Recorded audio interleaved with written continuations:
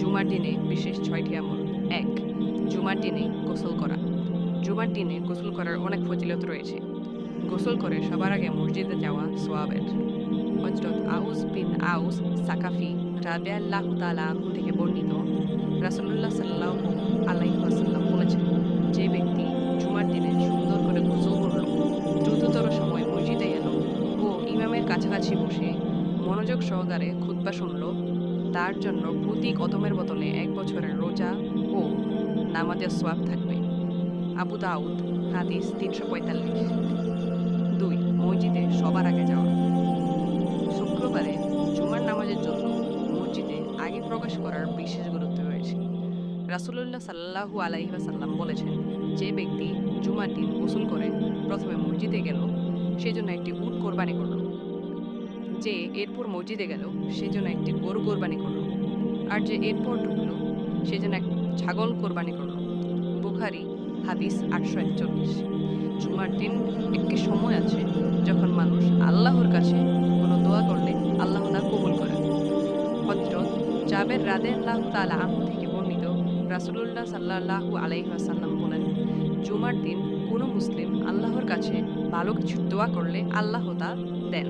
তোমরা সময়টি আসরের পরে অনুসন্ধান করো। আবু দাউদ 1048। 3. জুমার নামাজ। হযরত আবু হুরায়রা রাদিয়াল্লাহু তাআলা আনহু থেকে বর্ণিত, রাসূলুল্লাহ সাল্লাল্লাহু আলাইহি ওয়াসাল্লাম বলেন, 5 ওয়াক্ত নামাজ এক জুমা থেকে পরবর্তী জুমা, এক রমজান থেকে পরবর্তী রমজান মধ্যবর্তী সময়ের পাপ মোচন করে, যদি সেই ব্যক্তি সব ধরনের কবিরা গুনাহ থেকে বিরত থাকে। মুসলিম হাদিস 233। হযরত সালমান ফারসি রাদিয়াল্লাহু তাআলা আনহু থেকে বর্ণিত, রাসূলুল্লাহ সাল্লাল্লাহু আলাইহি ওয়াসাল্লাম বলেছেন, যে ব্যক্তি জুমার দিন গোসল করলো, সাধ্যমতো পবিত্র হলো, তেল ব্যবহার করলো, ঘর থেকে সুগন্ধি ব্যবহার করলো, অতঃপর মসজিদে এলো, সেখানে দুজন মুসল্লির মধ্যে পাক করে সামনে এগিয়ে যায় না, নির্দিষ্ট পরিমাণ নামাজ পড়লো, অতঃপর ইমাম কথা শুরু করলে চুপ থাকলো, তাহলে আল্লাহ তাআলা তার 2 জুমার মধ্যবর্তী সময়ের গুনাহ মাফ করেন। বুখারী হাদিস 883। 4. জুমার দিনের আমল। হাদিসগুলো পর্যালোচনা করলে বোঝা যায় জুমার দিনের কিছু কাজে সওয়াব উল্লেখ, যেমন নখ কাটা, গায়ে অবাঞ্ছিত লোম পরিষ্কার করা, উত্তম রূপে গোসল করা, উত্তম পোশাক পরিধান করা, সুগন্ধি ব্যবহার করা যদি তার নিকটে থাকে, তারপর জুমার নামাজে আসে এবং অন্য মুসল্লিদের গায়ের উপর দিয়ে টপকে সামনের দিকে না যায়, নির্ধারিত নামাজ আদায় করে, তারপর ইমাম খুতবার জন্য বের হওয়ার পর থেকে সালাম পর্যন্ত চুপ করে থাকে, তাহলে তার এই আমল পূর্ববর্তী জুমার দিন থেকে পরের জুমা পর্যন্ত সব সগীরা গুনার জন্য কাফফারা হবে। আবু দাউদ হাদিস 343। দুরূদ শরীফের ফজিলত। জুমার দিন রাসূলুল্লাহ সাল্লাল্লাহু আলাইহি ওয়াসাল্লাম এর উপর বেশি বেশি দুরূদ পাঠ করা অনেক সওয়াব। হযরত আউস বিন আবি আউস রাদিয়াল্লাহু তাআলা থেকে বর্ণিত, রাসূলুল্লাহ সাল্লাল্লাহু আলাইহি ওয়াসাল্লাম বলেছেন, তোমাদের দিনগুলোর মধ্যে জুমার দিন সর্বোত্তম।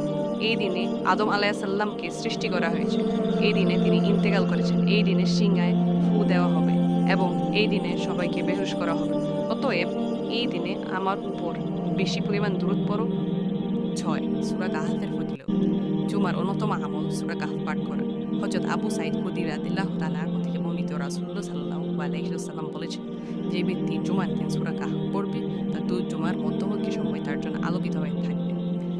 আর যে ব্যক্তি এই সূরার শেষ 10 আয়াত পাঠ করবে, অতঃপর দাজ্জাল বের হলে তার কোনো ক্ষতি করতে পারবে না। যে ব্যক্তি ওজুর পর এই দোয়া পড়বে, তার নাম একটি চিঠিতে লেখা হবে, অতঃপর তাতে সিল দেওয়া হবে, যা কিয়ামত পর্যন্ত আর ভাঙা হবে না। তারগিব 1473 আল মুস্তাদরাক। আল্লাহ তাআলা আমাদেরকে জুমার দিন এসব আমল করার তৌফিক দান করুন। আমিন।